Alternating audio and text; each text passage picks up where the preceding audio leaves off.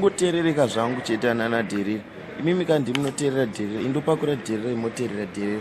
Ini ndinoterera ana Soldier Love, ndinoterera ana Say Colors, ndinoterera Ndara Tuku, ndinoterera Japreza, ndinoterera na Sulu Chimbetu, ndinoterera Mdara Macheso. Mufoni mangu kata saka dekunzi ndekuradza ifoni yangu. Anditerere music yangu. I listen to my music. But ndikaramba ndikoterera music yangu, it's not fair. It's ndo kuva selfish.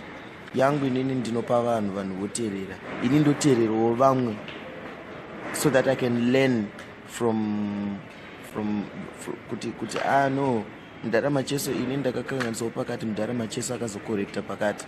I just don't ndikaimba zvangu inini, I won't even realize my mistakes angu pandinoimba. Bongirai Sibs, yeah. Roy Marcus, free man. Okay. Inini, okay, actually, let me just explain. Vanhu munyatsoziva more about me. Sekuru vangu inini vainzi Amos Flybe. He was from Zambia. From I think kumsoro kunana north southwestern Angola ne northeastern Zambia. Yeah. Ikoko kune tribe yedu inonzi Malubale.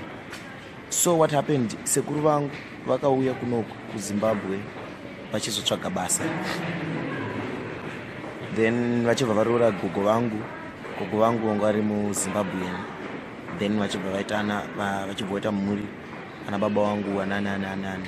And then he just changed his surname from Flybe, from Amos Flybe to Amos Ngwenya.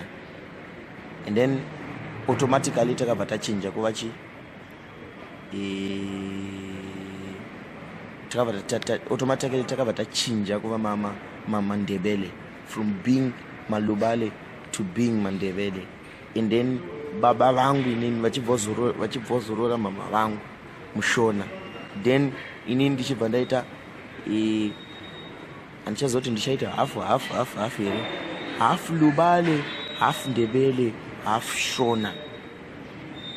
Saka ndiri 3 in 1. Saka musatambe necombination ye 3 in 1, munhu 3 pamunhu 1, matribes 3 pamunhu 1, marace 3 pamunhu 1. Ndofunga ndo pakangoita kuti zvibva zvarongeka.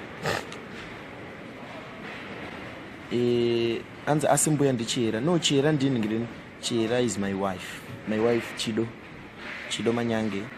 One day ndicha shoot. I think I did a live video. Dina my live videos ndina make ketso akawanda.